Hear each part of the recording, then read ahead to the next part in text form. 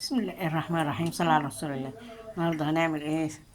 طريقة عمل ايه الكبدة الفراخ والقوانص اهي بالبصل. نجيبوا ايه بصلاية كبيرة كده، تمام، ناخدوها ونشوحوها.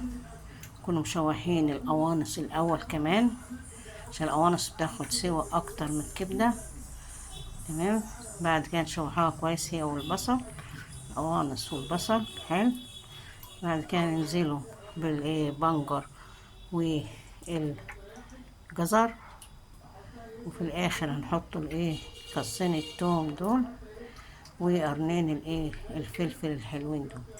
ده البهارات بتاعتها اللي هي الكمون والملح والفلفل الاسمر.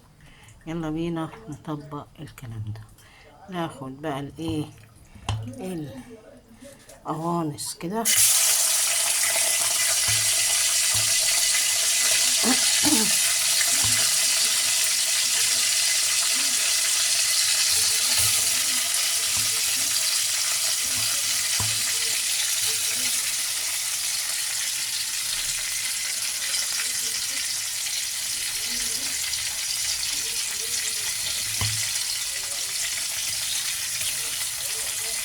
القلوب. تغسلها طبعا كويس قوي بالملح والخل، حلو. متحطهاش كده على طول، اللي من الفراخ بتاع الفراخ وتغسليها بالخل.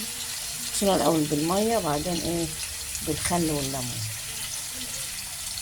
تمام. بعد ما خدنا حطينا القوانص، حطينا البصل ويشوحوا مع بعض ونسيبوهم يتكرملوا مع بعض حلوة كده، تمام. بعد كده هنحط الجزر والبنجر، والاخر الكبده والثوم. اذا عايزة شويه ميه ماشي، هنحط لها حبه ميه طبعا، وقرن فلفل او قرنين، اللي هو الاحمر والاخضر او اي حاجه عندك، والكمون الفلفل الاسمر والملح. بعد كده حطينا البنجر والجزر، كله ده بقى يتشوح مع بعض، تمام. أكلة متكاملة كلها فيتامينات، بنجر والجزر والبصل والثوم والكبدة، كله فيتامينات.